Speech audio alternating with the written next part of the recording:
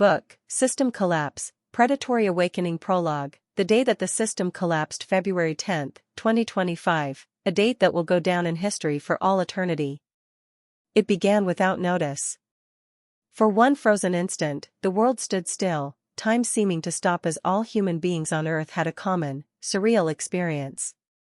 Without exception, every human on the planet witnessed a shimmering, translucent window materialize before their eyes, suspended in the air like some video game effect. System initialization complete. Hello, humanity, welcome to the system. Your reality has been recalibrated. The new era begins now. It lasted for a matter of seconds, but its impact was colossal. Experts, leaders, and ordinary citizens all groped for an explanation, but none could be found. Hysteria spilled onto the streets with television and social media ablaze with pandemonium. Hands fluttered through the interface, striving to understand it, brush it aside, make heads and tails of it, but the window continued, its unnatural glow, then gone out of sight.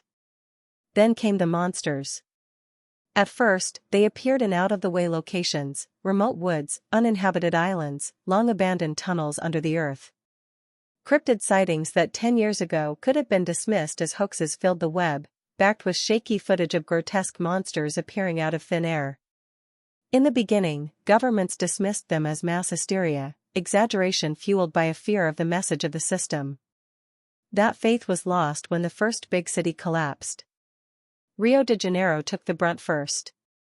Towering, reptile-shaped monsters emerged out of the ground, shaking buildings to their foundations with thunderous roars.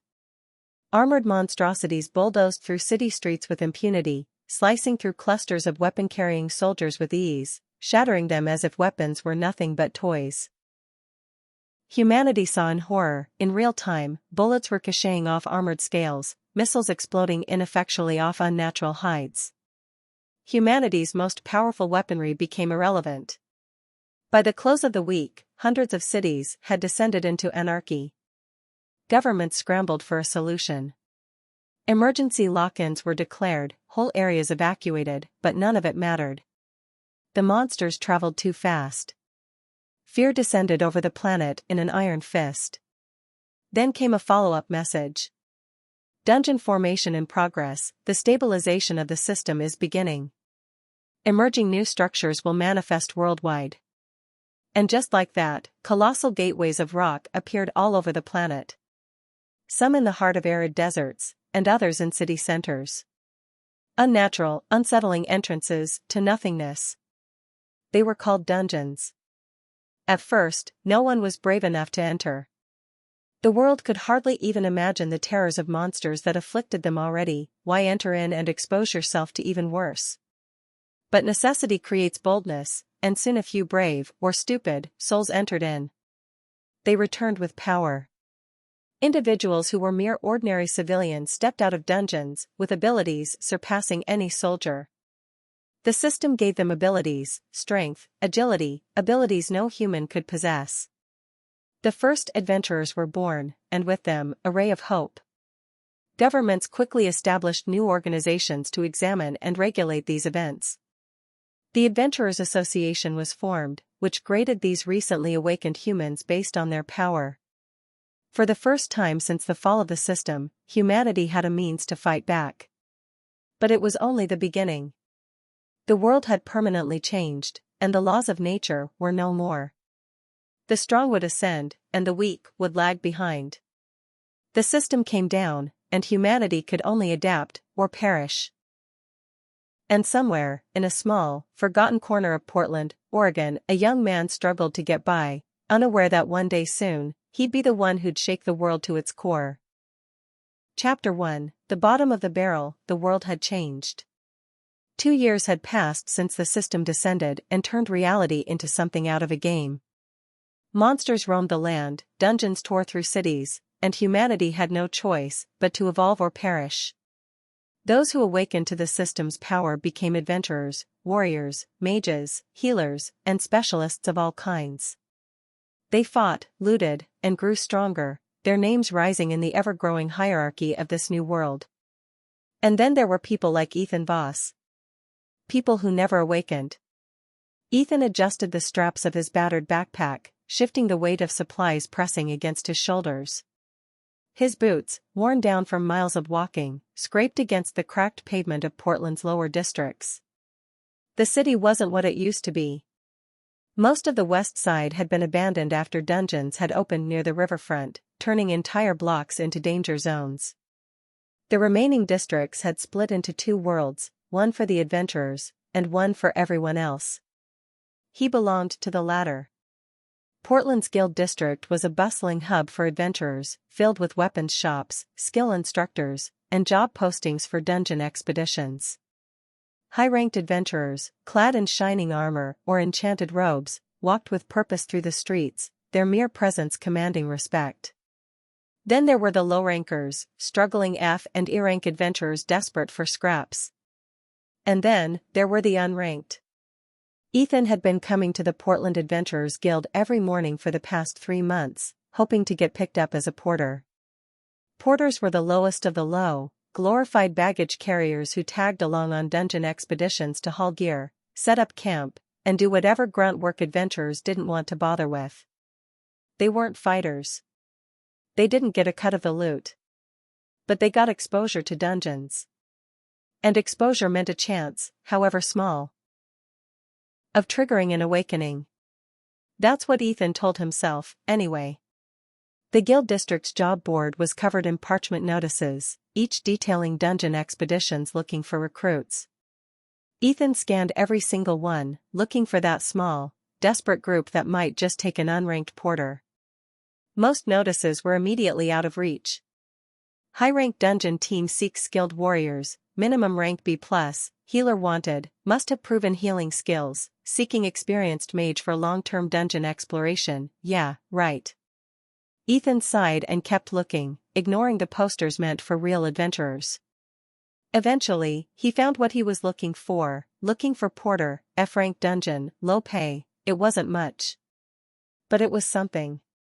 Ethan tore the paper from the board and hurried inside the Adventurers Guild Hall, weaving through the throngs of well-equipped warriors and battle-hardened mages. The hall was a massive space with high ceilings, lined with booths where parties gathered to register their expeditions. He made his way toward a group standing near the back, 3 men, 1 woman, all of them F-rank adventurers. Their mismatched armor and second-hand weapons screamed low tier, but that was exactly what Ethan needed. He approached, trying to keep his voice steady. "Hey, I saw your posting. You guys still need a porter?" The leader, a stocky man with short dark hair, turned to him with a frown. He looked Ethan up and down, eyes lingering on his lack of gear, lack of a guild insignia, lack of, well, everything. "You're unranked," the man said flatly. Ethan forced a small, hopeful smile. "Yeah, but I can carry supplies. I don't mind the hard work." The group exchanged glances. The woman, a red-haired archer, whispered something to the man, who sighed and crossed his arms. "We're already scraping by as it is," he said. "Bringing dead weight doesn't help." Ethan clenched his jaw but kept his voice calm. "I won't be dead weight. I just need a shot. I'll take half the pay of a normal porter." "Half?" The leader raised an eyebrow. "You that desperate?" "You have no idea." Ethan nodded. The man exhaled through his nose, looking at his party again. They weren't exactly swimming in options either. Eventually, he grunted. "Fine. You carry our gear, you shut up, and you do exactly what we say. You fall behind, we leave you." Ethan nodded immediately. "Deal." The leader smirked and turned back to his party. "Hope you're ready for hell, newbie." The dungeon entrance loomed before them, a jagged tear, in reality, framed by cracked stone and eerie, glowing runes. Beyond the threshold, the air shimmered unnaturally, the boundary between the real world and the dungeon itself. It was only an F-rank dungeon, but that didn't mean it was safe. "Stick close and don't wander off," the leader, whose name Ethan had learned was Grant, muttered as they stepped through. "If something happens, you run." Ethan didn't need to be told twice. The inside of the dungeon was a long, winding cavern filled with damp, moss-covered walls. The light from their torches flickered against the rough stone as they carefully made their way forward. Every sound felt amplified, the shifting of boots against rock, the distant echo of dripping water. And then, the growls started. The first fight of the expedition began.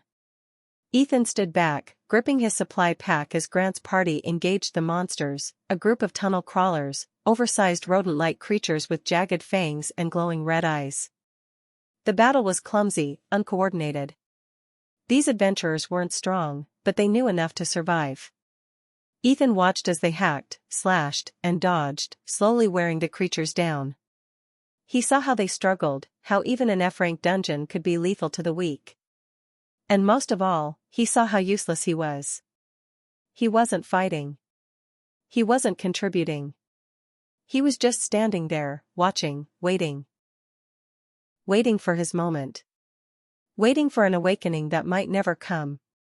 The battle ended. The monsters were slain. Ethan was drenched in sweat, despite never throwing a single punch. His job came next, gathering supplies, hauling gear, carrying the burden for those who could actually fight. It was humiliating. But what other choice did he have? As they pressed deeper into the dungeon, Ethan forced himself forward, pushing down the frustration, the bitterness, the endless doubt. He wasn't strong. He wasn't skilled. He wasn't anything. Yet. For now, he was just a porter. For now, he was just trying to survive. But someday, somehow, that would change. Chapter 2, The Burden of the Week. Ethan's arms burned. His shoulders ached.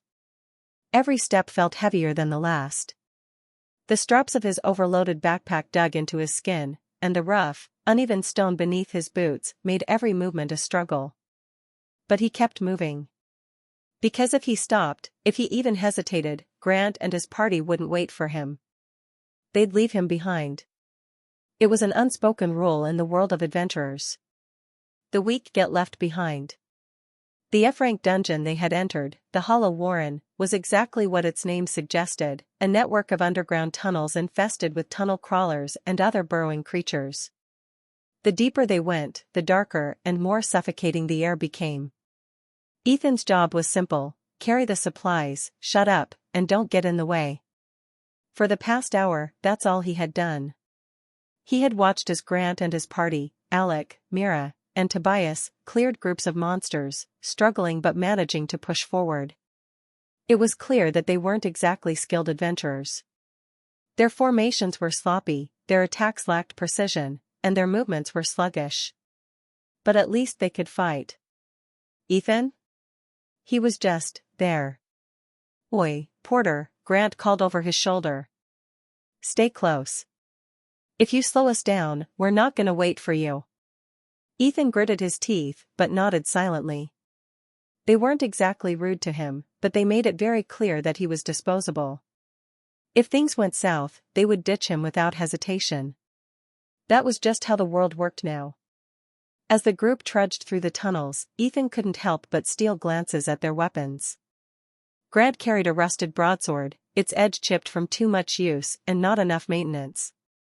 Mira, the archer, had a basic recurve bow with a quiver of mismatched arrows, some with iron tips, others clearly handmade. Alec, the team's shield-bearer, wielded a round shield and short sword, while Tobias, the closest thing they had to a mage, carried a low-grade mana catalyst strapped to his belt. They were barely scraping by, relying on second-hand gear and low-tier loot just to keep going. And even they had awakened. Even they had something Ethan didn't. The bitterness gnawed at him. He had heard the stories. For most people, awakening happened instantly when exposed to the system for the first time.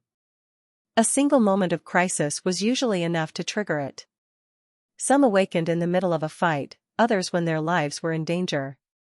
Ethan had been inside 3 dungeons in the past month. He had seen death. He had felt fear. And yet, the system ignored him. He clenched his fists. What the hell was wrong with him? "Break time," Grant announced as the party entered a wider chamber within the tunnels. Ethan let out a breath of relief as he carefully dropped his pack onto the rocky floor. His back screamed in protest, muscles aching from hours of carrying supplies. He rolled his shoulders, trying to ease the tension. The rest of the party sat against the walls, taking swigs from their canteens and tending to minor wounds. Mira, the red-haired archer, glanced at Ethan. "You holding up, Porter?" Ethan nodded quickly. "Yeah, I'm good." She snorted. "You look like you're about to pass out." Ethan forced a small smile. "Guess I need to work on my endurance." Tobias, the team's mage, chuckled. "That, or get an awakening already. You're wasting your time if you think playing Porter is gonna make it happen." Ethan's stomach twisted, but he didn't argue. Because deep down, a part of him feared that Tobias was right. Grant leaned against a rock, sharpening his broadsword with slow, deliberate strokes. "Let me give you some advice, kid. There's two types of people in this world now, those who awaken, and those who don't. And if you're one of the unlucky ones?" He blew a puff of air onto the blade, checking its edge. "You're better off finding another way to make a living." Ethan swallowed. "I just need time." Grant smirked, but there was no malice in it. Just pity. "Time doesn't change fate, kid. You either get chosen by the system or you don't." Silence followed. Ethan said nothing. What could he even say? Their break was short-lived. As they pressed further into the tunnels, the battles became more frequent. Ethan watched as the party fought again and again, hacking their way through swarms of tunnel crawlers. His job? Haul supplies. Carry corpses. Avoid getting in the way. And so he did. He dragged dead tunnel crawlers into piles, their foul-smelling blood soaking his gloves. He refilled their water canteens, patched up minor wounds, and handed Mira fresh arrows when she ran low. Not once did he hold a weapon. Not once did he throw a punch. Because that wasn't his job. By the time they stopped again, Ethan was exhausted. He wiped his forehead, his body drenched in sweat, his muscles on fire from overexertion. And he was still just as powerless as before. As the group prepared to set up camp for the night, Ethan hesitated. His heartbeat pounded in his chest. His mouth felt dry. He needed to try something. Anything. Taking a deep breath, he turned to Grant. "Let me fight." The words came out before he could stop them. The party froze. Mira raised an eyebrow. Tobias stifled a laugh. Alec just shook his head. Grant sighed, rubbing his forehead. "Kid, we've been over this." "I can do it," Ethan insisted.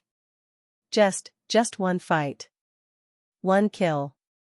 Maybe that'll trigger my awakening." Grant looked at him for a long moment, then exchanged glances with Mira. The archer shrugged. "Might be worth seeing if he has a death wish." Ethan gritted his teeth. He needed this. He didn't care if he made a fool of himself. He didn't care if it ended in failure. He just needed a chance. Grant exhaled through his nose and tossed him a dagger. "Fine," he said. "Tomorrow morning. We'll let you fight one. If you screw up, you stay out of the way for the rest of the expedition. No arguments." Ethan gripped the dagger tightly, his pulse racing. This was it. Tomorrow, he'd prove that he wasn't just a porter. Tomorrow, he'd take the first step toward becoming an adventurer. Or he'd prove to everyone, including himself, that he was never meant to be one. Chapter 3, The First Fight. Ethan hardly slept. The cold stone floor of the dungeon provided little comfort, but that wasn't what kept him awake. It was the dagger in his hands, the first weapon he had ever held with the intent to kill. The blade was nothing special, just a basic iron dagger, dull around the edges and stained with old blood. But to Ethan, it might as well have been the key to his future. Tomorrow, he would fight. Tomorrow, he would finally have his chance to awaken. Or he would fail. And if he failed, then maybe everyone was right. Maybe he was never meant to be an adventurer. The group woke early. There was no sun in the dungeon, only the eerie, flickering glow of bioluminescent moss clinging to the cavern walls.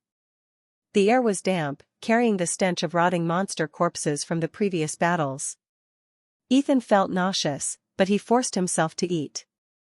He needed the strength.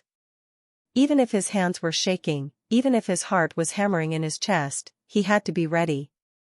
Grant stretched, rolling his shoulders. "All right," he said. "Porter's fight comes first." Mira gave Ethan a mocking grin as she tossed him a water skin. "You sure you don't want to back out? No shame in knowing your limits." Ethan swallowed his pride and took a drink. "I'm doing this." "All right then," Grant said, slinging his broadsword over his back. "Let's find something small for you to stab." They didn't have to look far. Not even 10 minutes after leaving camp, they came across a lone tunnel crawler gnawing at the bones of its fallen kin. The monster was half the size of a human, its sleek, rat-like body covered in jagged black fur. It had glowing red eyes, oversized teeth, and claws that scraped the cavern floor as it ate. It was weak, probably one of the lowest-tier monsters in the entire dungeon. But for Ethan, it might as well have been a giant beast. "This one's yours," Grant said, nodding toward the monster. "We'll stand back. No help. No interference." Ethan's throat tightened. He took a slow breath and gripped the dagger. This was it. He stepped forward, every nerve in his body screaming at him to stop. The tunnel crawler didn't notice him at first. It was still hunched over its meal, its sharp teeth snapping through bone with sickening cracks. Ethan felt bile rise in his throat. He was really about to do this. He shifted his grip on the dagger and lunged. The moment his foot scraped against the stone, the tunnel crawler's head snapped toward him. Its red eyes locked onto his, and in that instant, every ounce of courage he had vanished. The monster moved faster than he expected. 1 second, it was crouched over its meal. The next, it was rushing toward him, its claws scraping against the cavern floor. Ethan panicked. He swung the dagger wildly, but he was too slow. The tunnel crawler sidestepped effortlessly, then lunged. Pain exploded in Ethan's side as the creature's claws raked against his ribs. He stumbled, nearly dropping the dagger, his vision blurring from the shock. The monster hissed, circling him, waiting for another opening. Ethan's breath came in ragged gasps. His entire body screamed in pain, but worse than that was the realization sinking in: he wasn't ready. This wasn't a game. It wasn't just some test. This was a real fight, and he was losing. His grip tightened on the dagger. No. He couldn't fail. Not here. Not now. He forced himself to move, pushing through the pain. He lunged again, aiming for the creature's exposed flank. But the monster was smarter than him. It twisted at the last second, and Ethan's dagger barely grazed its fur. The tunnel crawler snarled and lashed out, knocking him flat on his back. Ethan hit the ground hard, the air rushing out of his lungs. The world spun. The tunnel crawler loomed over him, its fangs bared, saliva dripping onto his chest. He was going to die. The thought slammed into him like a hammer. For the first time, true terror took hold. This wasn't a fight. It was slaughter. He wasn't an adventurer. He wasn't a warrior. He was prey. The tunnel crawler lunged. But before its teeth could sink into Ethan's throat, SHNK. A sword cleaved through the monster's neck, sending blood spraying across the cavern floor. Grant stood over him, broadsword in hand, his expression blank. The tunnel crawler's body collapsed beside Ethan, twitching violently before falling still. Silence filled the tunnel. Ethan lay there, chest rising and falling rapidly, his fingers still clutching the useless dagger. Mira sighed.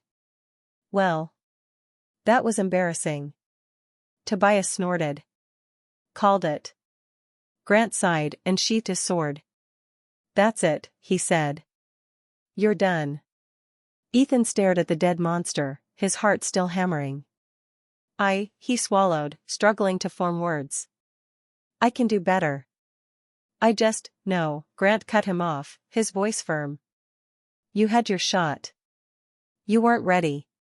He turned away, already walking deeper into the dungeon. Stick to carrying the bags, Porter. The others followed him without another word. Ethan sat there for a long moment, staring at his shaking hands. It was over. The truth was undeniable now. He wasn't strong enough. He wasn't good enough. And worst of all, he hadn't awakened. No surge of power. No system notification. No sudden transformation into a warrior. Nothing. He was just himself. Still weak. Still useless. Still a porter. Chapter 4, A Harsh Reality. Ethan walked in silence. The dungeon tunnels stretched endlessly before him, twisting and branching into paths he didn't recognize. His pack felt heavier than ever, the straps biting into his aching shoulders, his body bruised and sore from his failed attempt at combat. No one spoke to him. Not Grant. Not Mira. Not Tobias or Alec. After his humiliating defeat, they had simply moved on, just as they had promised. He was nothing more than a porter again, carrying their supplies while they fought and looted. The worst part? They weren't wrong. The next few battles blurred together. More tunnel crawlers, more low-rank monsters. Ethan stood at a distance, watching as they fought, unable to do anything but hand them fresh supplies. The fights weren't easy. This was an F-rank party in an F-rank dungeon, after all. They struggled, made mistakes, and took hits. But they survived. Because they could fight. Because they had awakened. Ethan could only watch. At first, he tried to ignore the frustration gnawing at his insides. But as the hours passed, as he kept moving through the dungeon, hauling supplies and collecting corpses like a damn pack mule, the anger started to grow. Not at them. At himself. Why hadn't he awakened? What was so wrong with him that the system refused to acknowledge him? Tobias had told him flat out, some people never awaken. That thought had haunted Ethan for months. But now, after today, after his complete and utter failure, the truth had finally sunk in. Maybe he was one of them. Maybe he would never awaken. Maybe he was destined to be nothing in this new world. His grip tightened around the straps of his backpack. No. No, that couldn't be it. He refused to believe it. He refused to accept that this was his fate. There had to be another way. Hours later, the party finally stopped in another cavern chamber. The battles had drained them, leaving Alec with a badly bruised arm and Mira with a gash across her shoulder from a lucky monster strike. They weren't in any shape to keep going. We'll rest here for the night, Grant announced, dropping his sword and stretching his sore limbs. Alec, you're on first watch. Tobias, you're second. Ethan hesitated, then stepped forward. Let me take a shift. Mira gave him an unimpressed look. Why? Ethan swallowed his pride. I need to be useful somehow. Alec scoffed, flexing his injured arm. You think you can handle that? I won't fall asleep, Ethan insisted. Just give me a chance. Grant studied him for a long moment, then shrugged. Fine. You'll take second watch with Tobias. If you screw up, we're leaving you behind. Ethan nodded. It wasn't much. But at least it was something. The dungeon was eerily quiet at night. The only sounds were the faint drip of water from the ceiling, the distant skittering of unseen creatures, and the slow, steady breathing of the party as they slept.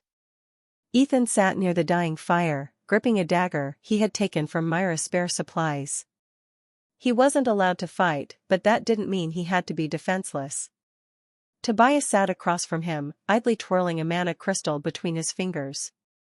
His tone was casual, but his words cut deep. You're wasting your time, you know. Ethan looked up. What? Tobias sighed, shaking his head. This whole waiting for an awakening thing. You think you're the first unranked loser who's tried this? The world isn't fair, kid. Some people just never awaken. Ethan clenched his jaw. And what if they're wrong? Tobias chuckled.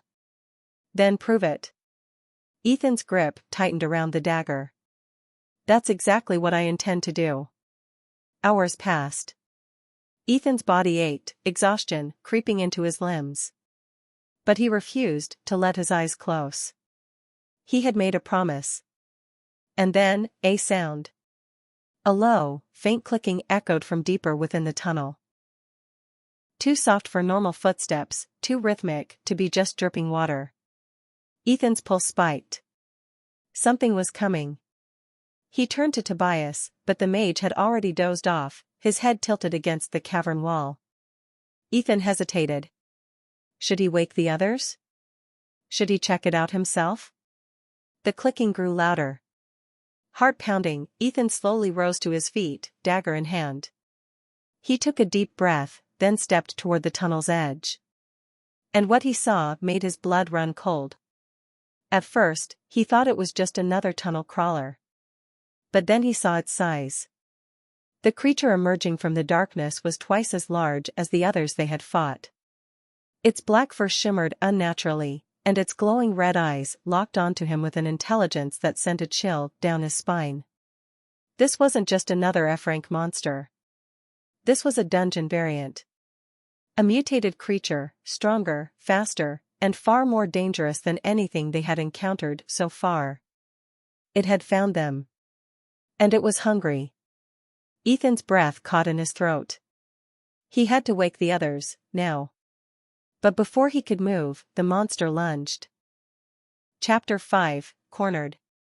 Ethan barely had time to react. The dungeon variant lunged from the shadows, its glowing red eyes locking onto him like a predator ready to tear into its prey. Its body was twice the size of the tunnel crawlers they had fought before, its claws sharper, its movements faster. This wasn't just another F-rank monster. This was something else. Something deadly. And it was coming straight for him. Ethan threw himself to the side, barely avoiding the razor-sharp claws that sliced through the air where he had been standing a second ago. The dungeon variant's claws scraped against the stone, sending sparks flying as it landed gracefully, already whipping around to face him again. Ethan's pulse hammered in his ears. His body screamed at him to move, to run, but his legs felt like lead. He had no armor. No combat experience. No awakening. No chance. Shit. Shit. Shit. The monster lunged again. Ethan raised the dagger instinctively, but the creature was too fast. Pain exploded in his shoulder as the variant's claw raked across his flesh, sending him stumbling backward. His vision blurred from the impact, his body slamming against the cold dungeon wall. I'm dead. I'm dead. I'm dead. The monster snarled, its body coiling for another attack. Ethan gritted his teeth. He couldn't die here. Not like this. Not as nothing. Before the creature could strike again, shunk. An arrow whizzed through the air, embedding itself deep into the variant's flank. The monster howled in fury, its head snapping toward the direction of the attack. Mira stood at the edge of the campsite, bow drawn, her eyes sharp despite just waking up. What the hell is that? Tobias, wake the others. Now. Ethan barely had time to process what was happening before the others sprang into action. Grant was already on his feet, broadsword in hand. Alec grabbed his shield, stepping forward to protect the group, while Tobias gritted his teeth, mana gathering around his hands. The dungeon variant, sensing danger, let out a guttural snarl and lunged again, this time at Mira. She rolled to the side, loosing another arrow, but the monster was faster than before. Stronger. The variant wasn't just another enemy. It was a true predator. And they were trapped inside its hunting ground. Grant didn't hesitate. He charged the creature, broadsword raised, aiming for its exposed side. But the variant was too fast. It sidestepped the attack, then lashed out, its claws clashing against Alec's shield as the tank tried to intercept it. Alec grunted, his entire body shaking from the impact. Tobias muttered an incantation, his hands glowing as he unleashed a bolt of searing white energy, a basic mana blast, the only spell he had. The attack slammed into the variant's back, scorching its fur, but the monster barely flinched. "Shit," Tobias cursed. "It's tougher than it looks." The variant roared and retaliated, barreling straight into Alec, knocking him off balance. Mira loosed another arrow, aiming for its eye, but the variant dodged at the last second, closing the distance between them in an instant. Ethan's heart stopped. Mira wasn't fast enough. The variant's claws flashed through the air, and Ethan moved before he could think. His body acted on instinct, adrenaline overriding his fear. Ethan threw himself forward, slamming into Mira just as the variant's claws slashed downward. A sharp, searing pain tore through his back. His breath caught in his throat. Blood splattered against the stone. For a moment, everything blurred. Pain. Cold. His body collapsing onto the floor. The world tilted, and his vision darkened at the edges. Myra's voice was shouting something, but he couldn't hear it. All he could hear was the pounding in his skull. And then, something changed. System notification.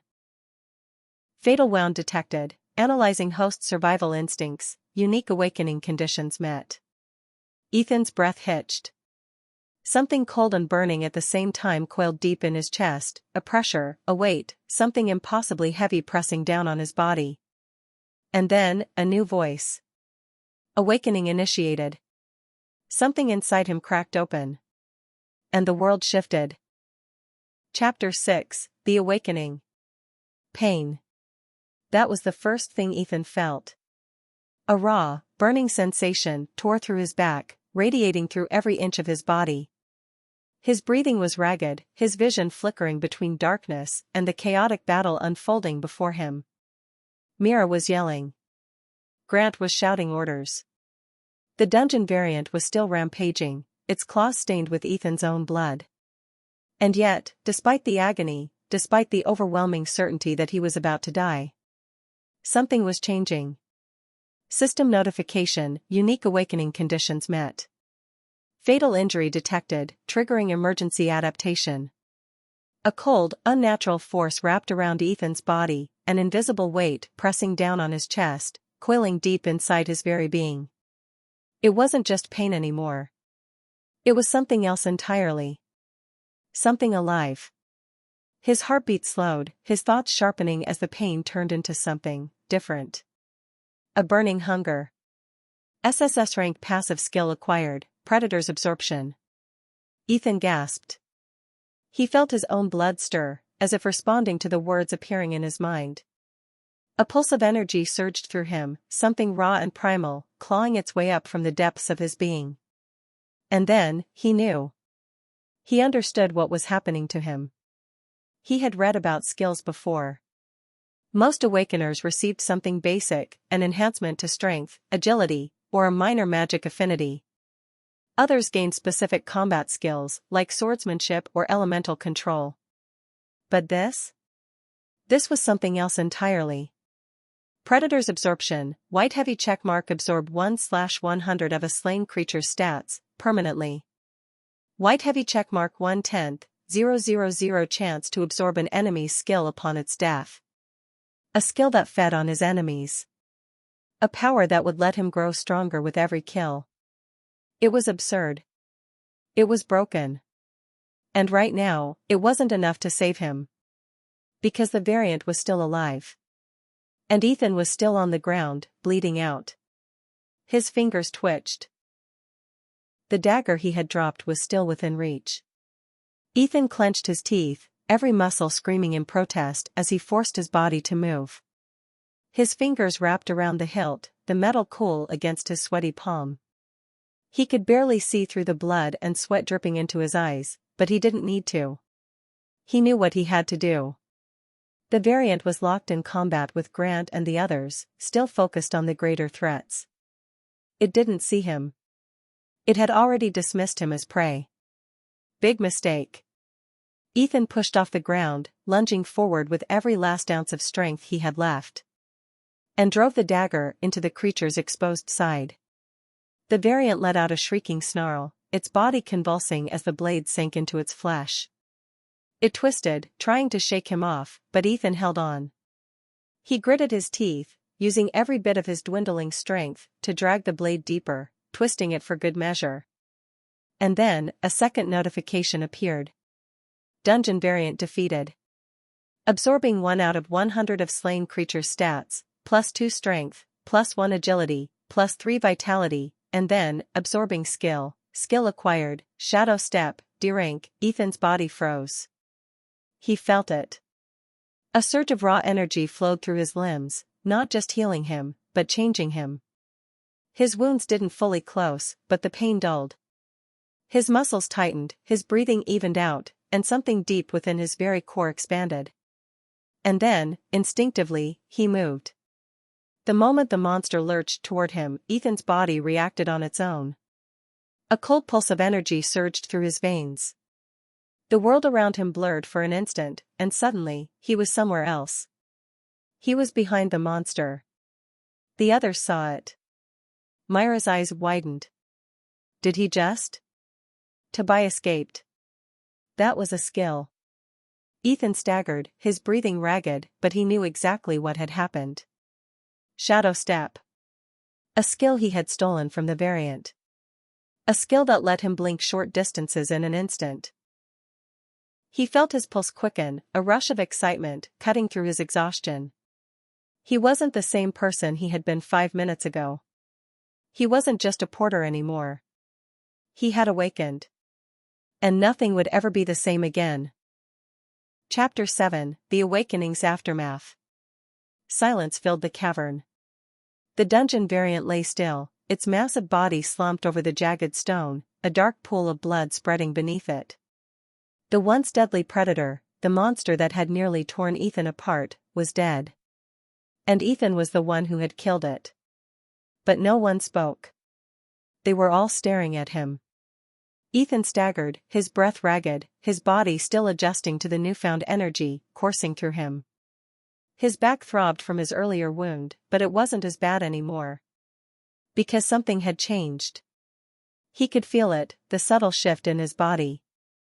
The way his muscles felt slightly stronger, the way his reflexes seemed sharper than they had been just moments ago. The power of absorption. Every part of him was hypersensitive to his surroundings. He could hear his own heartbeat pounding in his ears, feel the cold sweat trickling down his back. But more than anything, he could feel the eyes of the party on him. The hell was that? Mira was the first to break the silence. Her voice was sharp, edged with something between shock and suspicion. Her bow was still half raised, as if she wasn't sure whether she should be aiming at the monster, or at Ethan. Tobias, normally cocky and sarcastic, looked at him like he was seeing a ghost. You used a skill. That was shadow step. I saw it. Ethan swallowed. He had no idea what to say. Because he had no idea what had just happened to him, either. Grant, who had been silent this whole time, finally spoke. You awakened.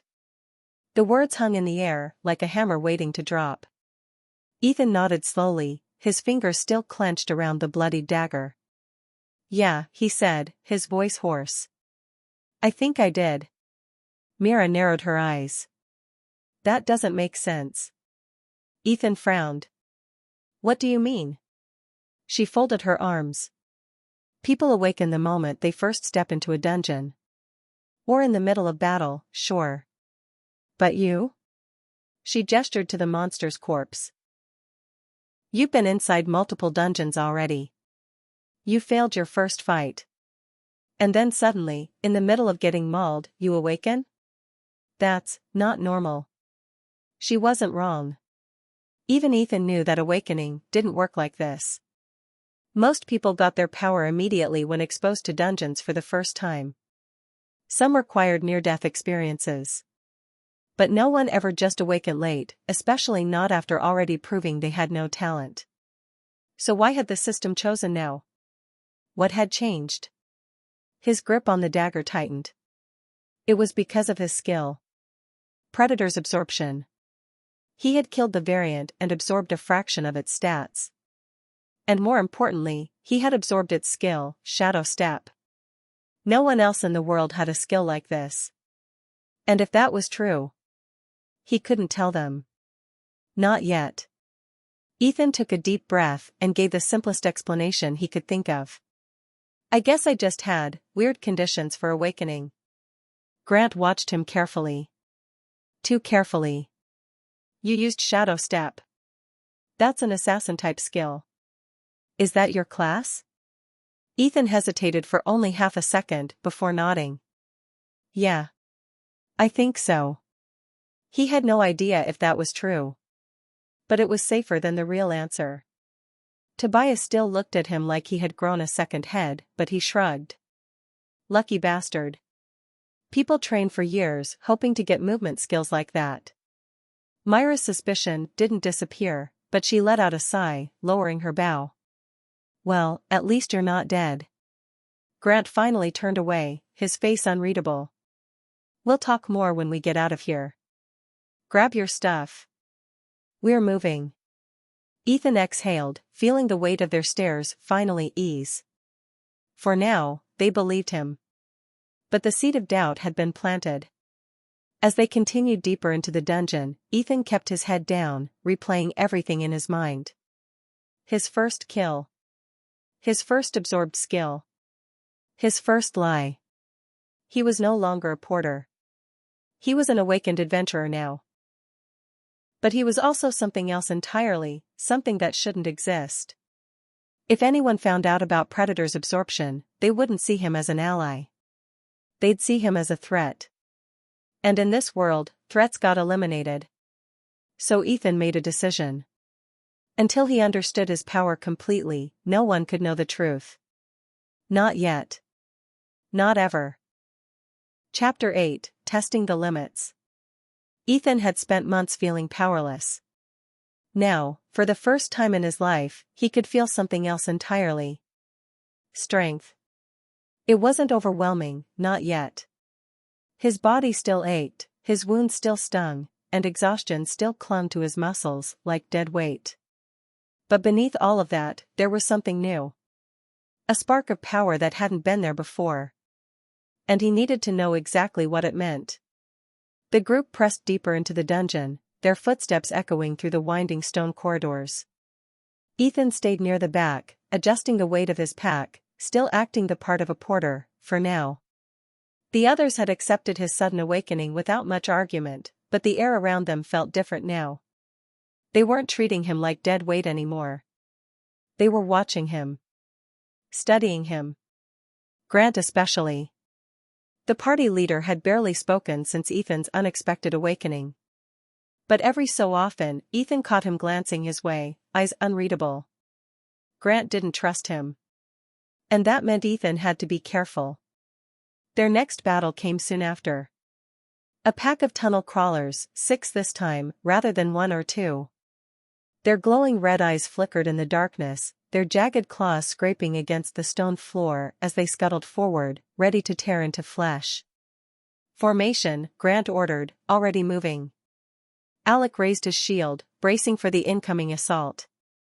Mira knocked an arrow, Tobias gathered mana, and Grant positioned himself to strike first. Ethan took a deep breath. This is it. His first real battle as an awakened. His chance to prove himself. As the tunnel crawlers lunged, the party sprang into action. Grant's broadsword swung in a brutal arc, cleaving through one of the creatures instantly. Myra's arrow found its mark, piercing another straight through the eye. Alec blocked a swipe with his shield, while Tobias sent a blast of mana crashing into the pack, sending 2 creatures skidding backward. Ethan moved. And this time, he didn't hesitate. A tunnel crawler broke past Alec's guard, charging straight for Ethan. Perfect. The moment it lunged, the world blurred. 1 second, Ethan was standing in its path. The next, he was behind it. Shadow step, a taste of power. The cold rush of movement flickered through Ethan's body, his surroundings twisting for an instant before snapping back into focus. One moment of darkness, then he reappeared behind the monster, dagger already in motion. SHNK. The blade sank deep into the creature's side, its body jerking violently as dark blood sprayed across the cavern floor. Ethan ripped the dagger free and immediately jumped back, dodging the creature's wild, desperate swipe.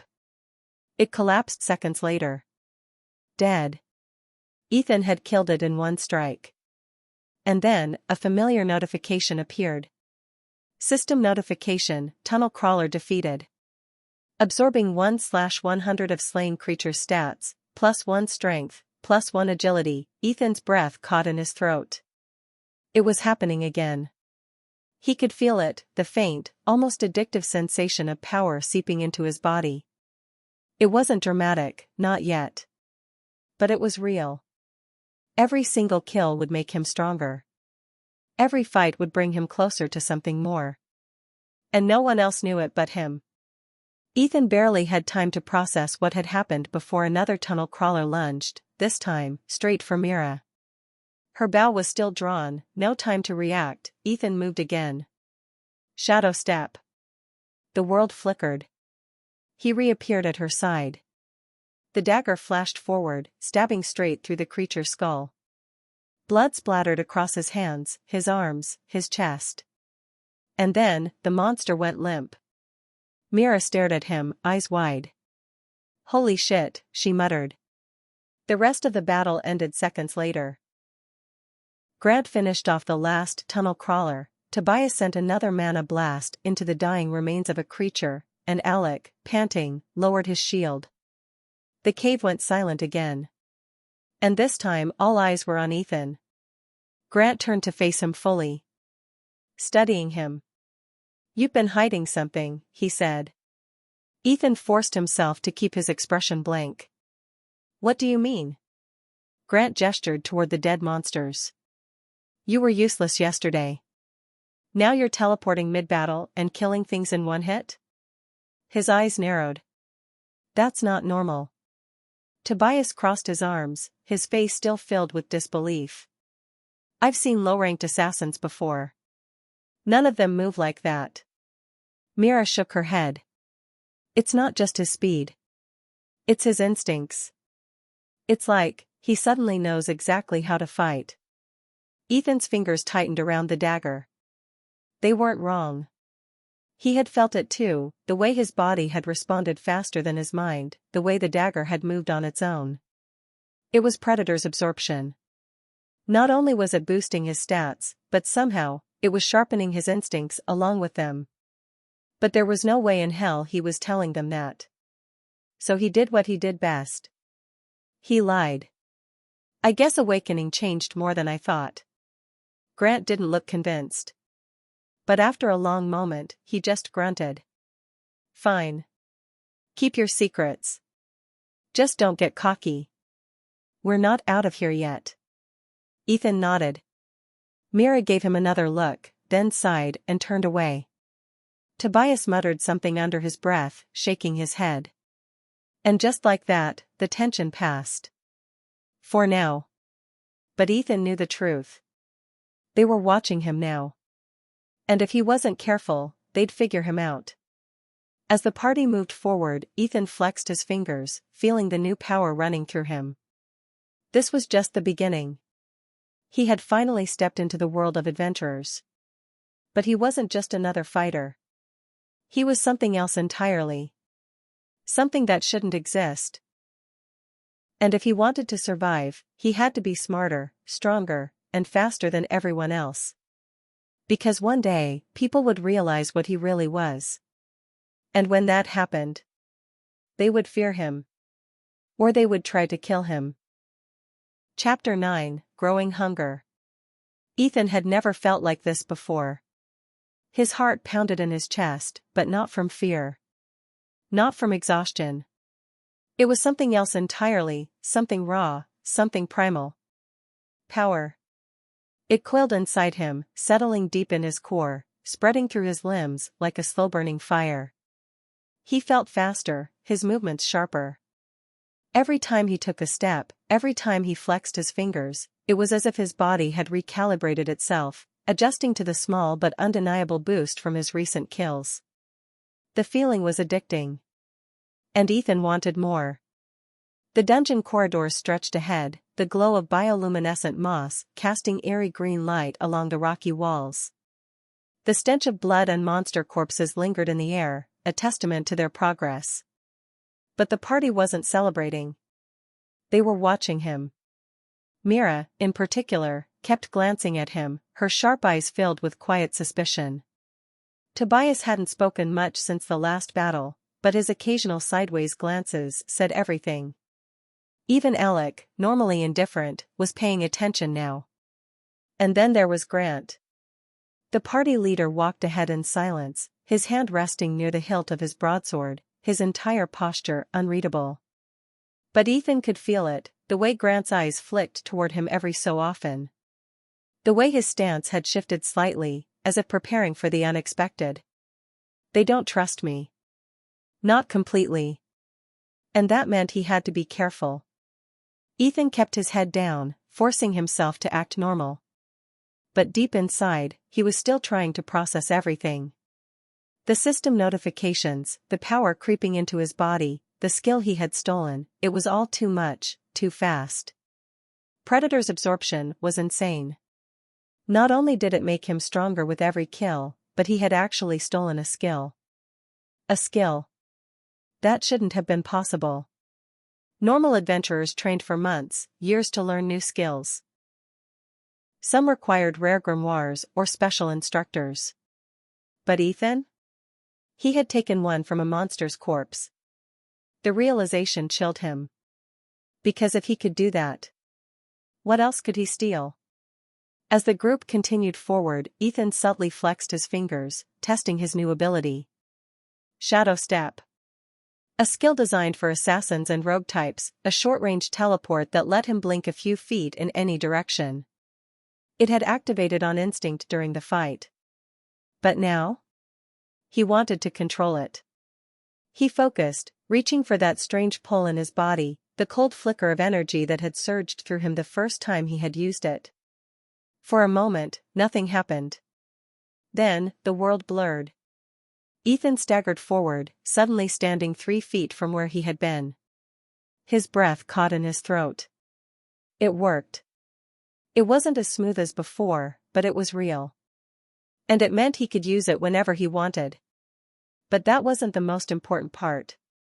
Because when he used it, he felt no mana drain. His body didn't weaken. His stamina hadn't dropped. Normally, adventurers had to ration their mana carefully in dungeons. But for Ethan? It was as if Shadow Step had always been part of him. The skill felt natural. Like it belonged to him. Like it had always belonged to him. A slow, creeping realization settled in his chest. If I can steal skills without a limit, I could become stronger than anyone. He swallowed hard, forcing the thought down. Not now. Not here. One step at a time. Hold up, Grant said suddenly, raising a hand. The group stopped immediately, weapons at the ready. Ethan's pulse spiked. Had Grant noticed something? But the leader's gaze wasn't on him. It was on the cavern ahead. The tunnel had widened into a larger chamber, the walls lined with jagged black stone, the floor littered with broken bones and dried bloodstains. And in the center of the room, hunched over a fresh corpse, was a new monster. Not a tunnel crawler. Something worse. Tobias hissed under his breath. Shit. That's a devourer. Ethan frowned. What's a devourer? Grant exhaled sharply. A variant-class predator. He gripped his broadsword tightly. It eats other monsters to get stronger. Ethan froze. It eats other monsters, to grow stronger? His stomach twisted. Because in that moment, he realized that monster was just like him. Chapter 10, Predator vs. Predator. The devourer lifted its head from the half-eaten corpse, blood and flesh dripping from its oversized maw. Its eyes locked onto them, glowing with an unnatural, almost intelligent hunger. Ethan's breath caught in his throat. This monster was different from the others. It was bigger, nearly 6 feet tall, hunched over on thick, muscular limbs, covered in dark, chitinous plating. Its elongated snout twitched as it sniffed the air, jagged rows of teeth bared in an almost grinning expression. But the worst part? Its aura. Tunnel crawlers had been feral, acting on pure instinct. This thing? It was calculating. It had eaten monsters to grow stronger. Just like me. A cold shiver ran down Ethan's spine. For the first time since awakening, he felt genuinely uneasy. Because he wasn't sure who the real predator in this fight was. Grant stepped forward, gripping his sword tightly. This thing is stronger than a normal F-rank monster. Yeah, no shit, Tobias muttered, gathering mana in his hands. Mira had already knocked an arrow, her gaze locked on the devourer's throat. We taking it or running? Running isn't an option, Grant said grimly. It's already seen us. As if responding to his words, the devourer let out a low growl, its massive claws scraping against the stone as it began to stalk toward them. It wasn't rushing in like the tunnel crawlers had. It was testing them. Watching. Waiting for an opening. Ethan felt his pulse quicken. This thing wasn't just a beast. It was a hunter. The devourer moved first. A blur of black and red, its body exploded forward, covering the distance faster than any of them expected. It went straight for Tobias. The mage barely had time to react before the creature's claw slashed forward. Crash! Alec lunged in, raising his shield just in time, the impact sending a thunderous echo through the cavern. Shit! Alec staggered back, his boots digging into the stone, struggling to hold against the sheer strength of the monster. Tobias! Grant barked. Now! Tobias thrust his hands forward, a burst of white-hot mana slamming into the creature's side. The devourer screeched, stumbling, but it didn't fall. It barely even looked phased. Barely scratched it, Tobias gritted his teeth. Mira fired 2 arrows in quick succession. One hit its shoulder, the other its side. Neither slowed it down. Ethan clenched his fists. This thing was tougher than the dungeon variant. Stronger. Faster. But that just meant one thing. If I kill it, I'll get even stronger. His breathing steadied. And then, for the first time in a fight, he moved first. Ethan dashed forward, his body instinctively calculating the timing of his movements. The devourer whipped around just as he closed the gap, its massive claw swiping in a deadly arc, but Ethan was already gone. Shadow step. The world blurred, and Ethan reappeared behind the creature. In perfect position to strike. His dagger flashed forward, aiming for the gap in its chitin armor, just beneath its ribs, SHNK. The blade sank in deep, a burst of black blood spraying from the wound. The devourer howled, thrashing violently, but Ethan had already disengaged, blinking several feet away with another shadow step. I hit it. I actually hit it. And it wasn't just that. It had felt natural. Like he had been doing this for years, not minutes. Predator's absorption, it's more than just stat boosts. It was improving his instincts, his reaction speed, his ability to fight. And that meant, I can win. The devourer turned toward him now, its rage focused entirely on Ethan. And for the first time, Ethan didn't feel afraid. It lunged. Ethan moved. A dance of instinct and precision, his body slipping between its deadly claws, his dagger flashing in calculated strikes. Each time, he aimed for weak points. The joints, the soft spots between its armor plates. Each time, he landed a hit. And each time, he grew faster. Stronger. More dangerous. The others noticed. Grant, mid-swing, actually hesitated. Myra's arrow stopped mid-air, her fingers gripping the string too tightly. Even Tobias, who had been chanting another spell, stared. Because Ethan wasn't just holding his own. He was winning. The devourer screeched, bleeding from multiple wounds, its body slowing. Ethan could feel it weakening. It was just like the variant. Which meant it was time to finish it. The devourer lunged one last time, desperate, sloppy. Ethan sidestepped effortlessly, his dagger flashing in an upward arc, shunk. The blade pierced the underside of its jaw, driving straight through its skull. The devourer spasmed. Then it collapsed. Dead. System notification, devourer defeated. Absorbing 1 out of 100 of slain creature's stats, +3 strength, +2 agility, +1 vitality, absorbing skill, skill acquired, predatory instinct, C rank. Ethan's eyes widened. He had stolen another skill. Predatory instinct. Even without seeing its full description, he already felt it taking effect. His senses sharpened. The distant echoes in the tunnels became clearer. The subtle movements of the others behind him registered instantly. He could feel everything. This is insane. The power rushed through him, a feeling of exhilaration so intense it almost scared him. And yet, he wanted more. The party was silent. They were staring at him again. This time, with something different in their eyes. Not just shock. Not just suspicion. But something closer to fear. "What the hell are you?" Tobias whispered. Ethan slowly wiped the blood from his dagger. And he forced a smile. "Just an awakened adventurer," he said. Another lie. Because even he was starting to realize, he was becoming something else entirely. Chapter 11, The Party's Doubt. The devourer's corpse lay still, its lifeless eyes staring into the void. Its once powerful body, built from consuming other monsters, was now just another carcass on the dungeon floor. Ethan stood over it, his dagger still dripping with black blood. And the rest of the party was staring at him. Not with relief. Not with gratitude. With fear. No one spoke at first. Myra's grip on her bow tightened, her knuckles pale from the pressure. Alec's shield was still raised, as if expecting Ethan to turn on them next. Even Tobias, normally smug, had no jokes to offer. Grant was the only one who didn't react visibly. But his hand remained near his sword hilt. Ethan felt their unease. They had just watched him tear through the devourer like it was nothing.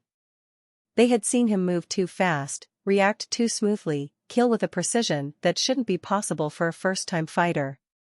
They knew something was wrong. And Ethan needed to fix that, fast. He forced himself to breathe heavily, to sway on his feet, as if the battle had drained him more than it actually had. He wiped his forehead with the back of his hand, pretending to be exhausted. Damn, that thing was tough. No one responded. The silence stretched. Ethan's mind raced. I can't let them think I'm dangerous. Not yet. So he laughed, a nervous, self-deprecating chuckle. Guess awakening really kicked in, huh? He turned to Tobias, giving him a tired grin. I mean, you said it yourself, people train for years for movement skills. Maybe I just got lucky? Tobias narrowed his eyes, but didn't argue. Mira exhaled, lowering her bow slightly. Lucky, my ass. Grant, finally, spoke. You're stronger than you should be. His tone was neutral, but Ethan could tell, he was calculating something. Ethan shrugged, keeping his expression casual. I don't know what to tell you, man. I just did what I had to do. Grant didn't respond. But he also didn't push further. For now. Crisis avoided. But Ethan knew this was only temporary. The next time he showed too much strength, too much improvement, they wouldn't just be suspicious. They'd start seeing him as a threat. After a few tense moments, Grant finally spoke. We need to move. No one argued. They had spent too much time in one place. Dungeon monsters were drawn to blood and corpses, and they had left plenty in their wake. Ethan grabbed his pack, masking his excitement as best as he could. +3 strength. +2 agility. +1 vitality. He could feel it already, his body adjusting, evolving, growing stronger. And then there was the new skill. Predatory instinct, C rank. The moment he had acquired it, his senses had sharpened. He could hear more clearly, feel the shifts in the air, notice tiny details he wouldn't have picked up on before. It was like his body had been fine-tuned for survival. He wanted to test it, to push it to its limits. But not yet. Not while the others were still watching him. After another hour of walking, the atmosphere changed. The walls of the tunnels began to smooth out, shifting from rough stone to something strangely unnatural, as if they had been carved by something intelligent. And then, at the end of the passage, they saw it. A massive doorway, carved with glowing blue runes, stood at the end of the tunnel. The boss room. Mira let out a slow breath. Well, here we are. Alec adjusted his shield, rolling his shoulders. Any idea what's inside? No way to know, Grant said. Low-level dungeons like this have rotating bosses. Could be something easy. Could be something that kills us in the first 30 seconds. Tobias groaned. Great. Love those odds. Ethan studied the doorway, his fingers twitching. His heart pounded. This was it. The final fight of the dungeon. And if the Devourer had given him this much power, what would the boss give him? As they approached the door, Ethan noticed Mira lagging behind slightly. She was watching him again. Not just in suspicion, in hesitation. He slowed his pace, letting the others walk ahead. Something wrong? Myra's jaw tightened. I don't know. You tell me. Ethan kept his expression blank. I don't get what you mean. She scoffed. Don't play dumb. Her voice was low, meant only for him. I don't know what's up with you, but you're hiding something. Ethan said nothing. Because what could he say? She took his silence as confirmation. You were weak, Ethan, she said bluntly. Not even a full day ago, you were struggling to carry our gear. And now? She shook her head. People don't get that strong that fast. Awakening or not. Ethan forced a sheepish smile. Guess I got a talent for this? Mira didn't smile back. She stared at him for a moment longer, then turned away. Just, don't get any ideas. Ethan watched her walk ahead, his expression finally darkening. Mira was smart. Too smart. If anyone was going to figure him out first, it would be her. And if she ever did, he would have to decide what to do about it. The party stopped in front of the massive stone doors. Grant turned to them. This is it. No turning back once we enter. Alec rolled his shoulders. Let's get this over with. Tobias smirked. If I die, tell my imaginary wife I loved her. Mira exhaled, knocking an arrow. Stay sharp. Ethan just tightened his grip on his dagger. Because he wasn't thinking about survival anymore. He was thinking about the boss inside. The power waiting for him. The moment they stepped through this door, he would stop holding back. Chapter 12, The Door to Power. The massive stone doors loomed before them, ancient and imposing, carved with glowing blue runes that pulsed faintly in the dim dungeon light. The boss room.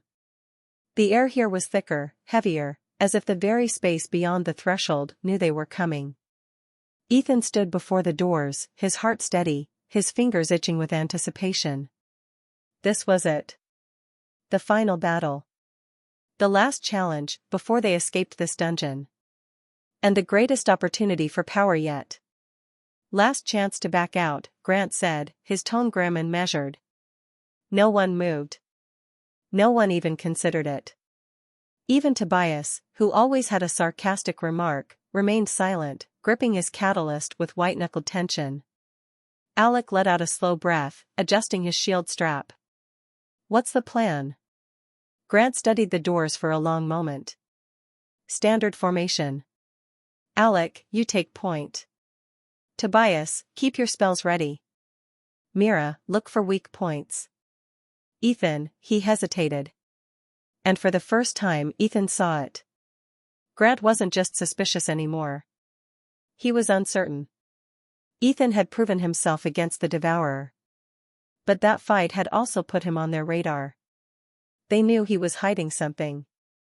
Grant's expression hardened, his decision made. You'll stay near the back, he ordered.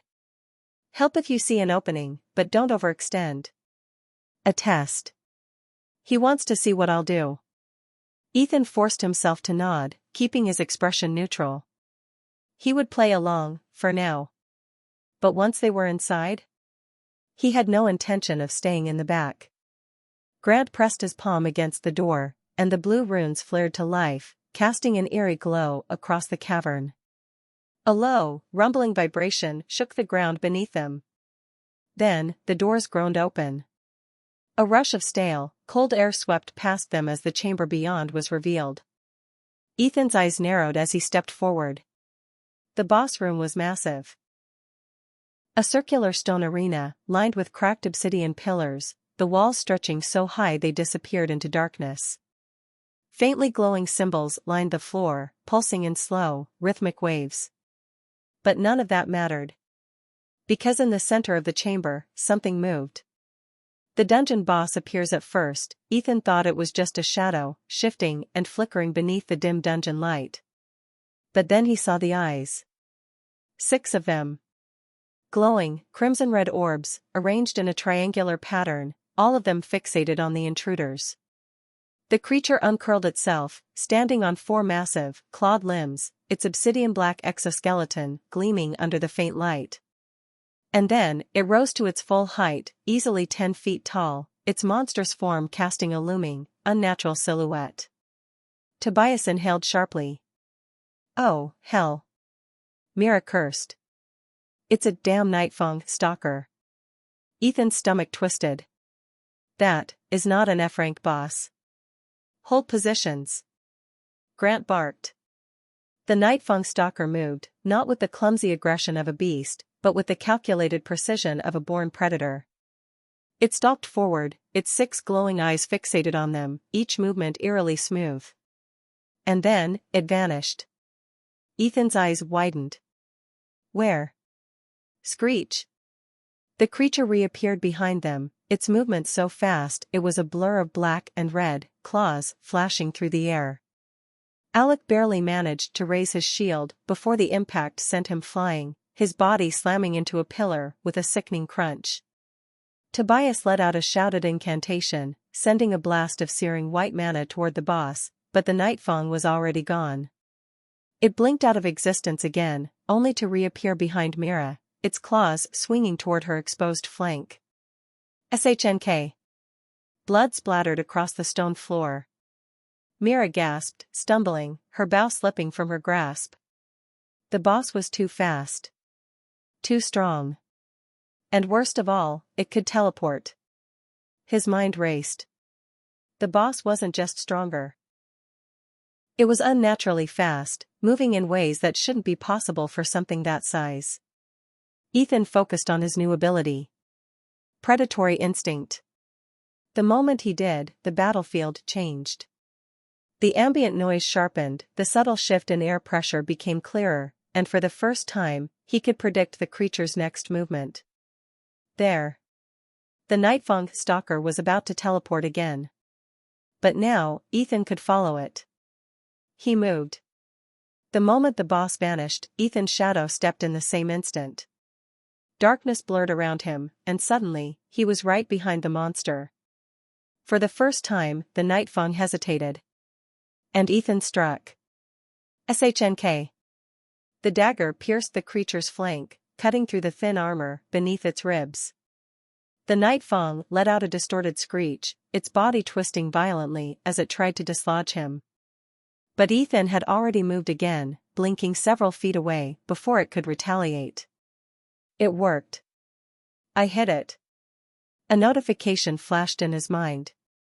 Boss monster wounded, minor absorption triggered, +1 agility. Even without the kill, he had taken something from it. The realization thrilled him. If he could land more hits. If he could weaken it even further. Then when he killed it, he would be stronger than ever before. The others had seen it. They had watched Ethan move in sync with the boss, had seen him strike faster than anyone else, had felt the shift in battle the moment he entered the fight. And for the first time, they looked at him not as an ally, but as something else entirely. Something more dangerous. Something not normal. Myra's voice was barely a whisper. "What the hell are you?" Ethan only smiled. Because he didn't know anymore either. But he was about to find out. And nothing in this dungeon, not even the boss, was going to stop him. Chapter 13, A Predator's Instinct. The Nightfang stalker's 6 crimson eyes locked onto Ethan. It had recognized him now. The others? They were prey. Weak, wounded, struggling to keep up. But Ethan? He was something else. Something dangerous. The creature tensed, its massive limbs coiling like springs ready to snap. Ethan felt it. Not just saw it, but felt it. Its intent. Its next move. The subtle shift of weight in its stance, the faint vibration in the air, before it attacked. Predatory instinct was working. And this time, when the boss teleported, Ethan moved first. Shadow step. The moment the Nightfang vanished, Ethan blinked forward, intercepting it mid-teleport. They reappeared simultaneously, their bodies colliding in midair. The creature screeched, caught off guard, its claws lashing out.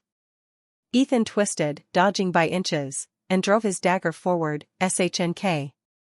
Another wound. Another surge of stolen power. Boss monster wounded, minor absorption triggered, +2 agility. The Nightfang held, trying to swipe at him, but Ethan was already gone.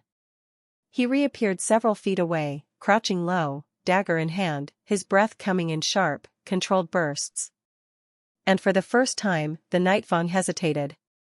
Did he just keep up with the boss? Tobias whispered, his voice shaking.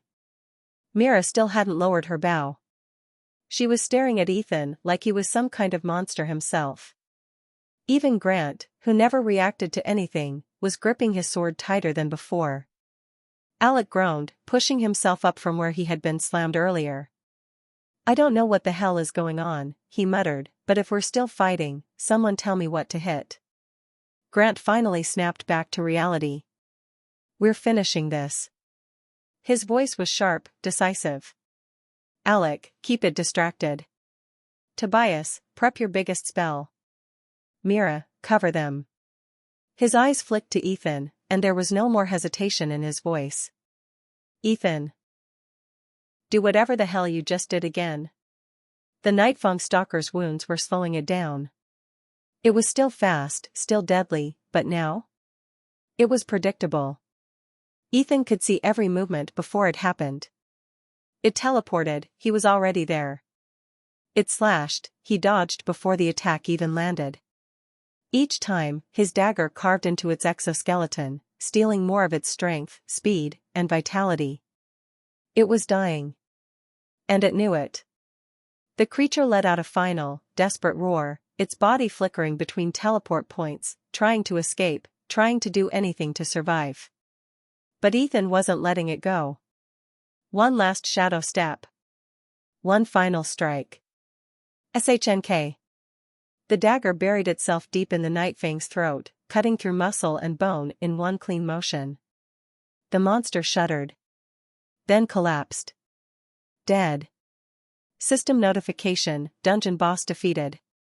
Absorbing 1/100 of slain creature's stats, +4 strength, +3 agility, +2 vitality, absorbing skill. Skill acquired, Shadow Cloak, B rank. Ethan barely had time to process the words before the power flooded into him.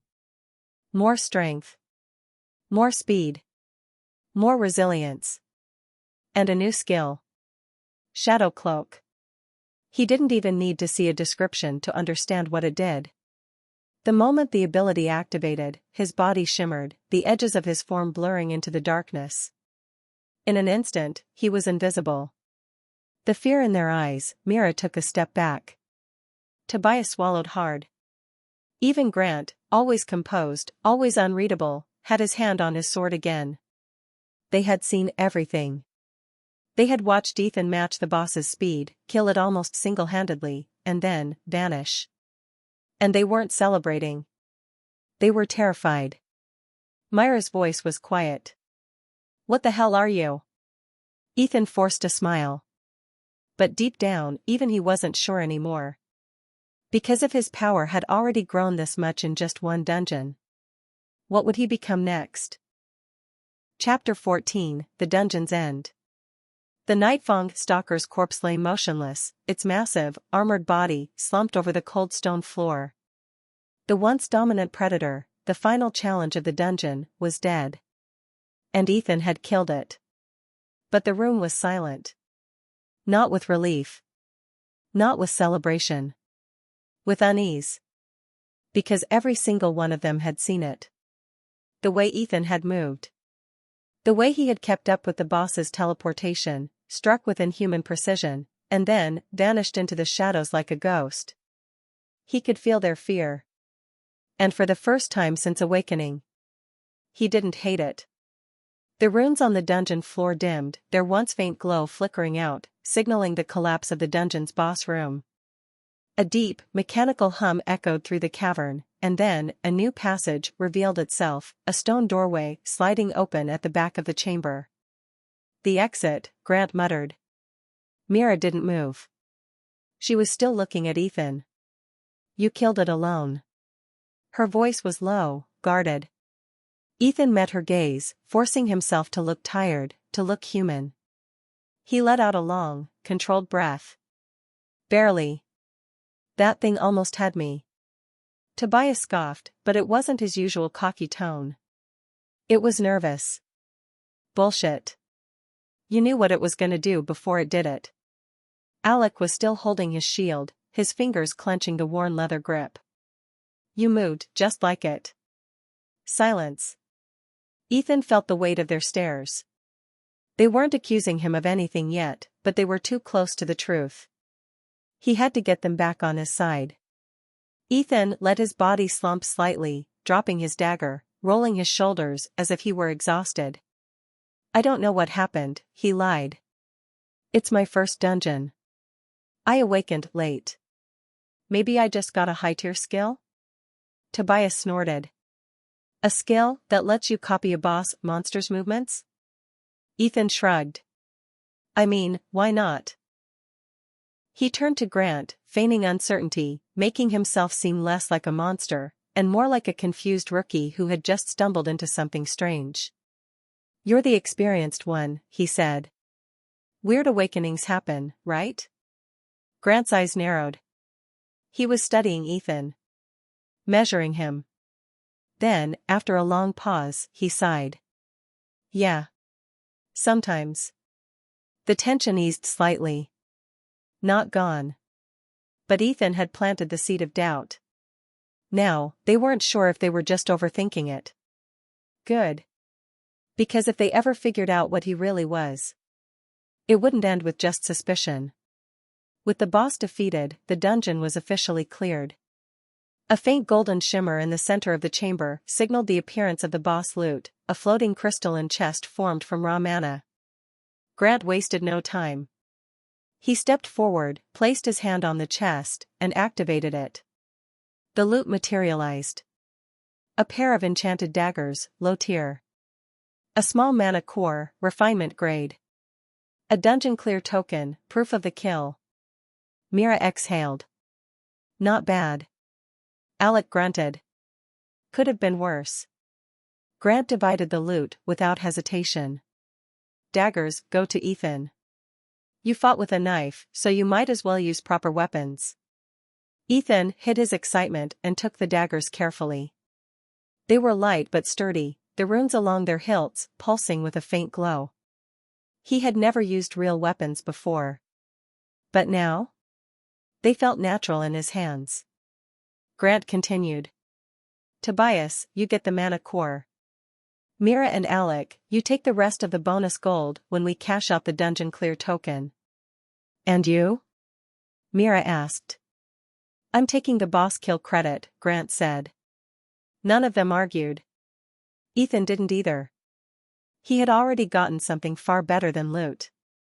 The party made their way through the newly revealed passage, the glow of daylight appearing at the far end. After hours trapped in the depths of the dungeon, the sight of the outside world felt almost surreal. As they stepped out, the cool evening air hit Ethan's face, and he finally understood. This was real now. He wasn't just a porter anymore. He was an adventurer. The world had no idea what he was becoming. But soon, they would.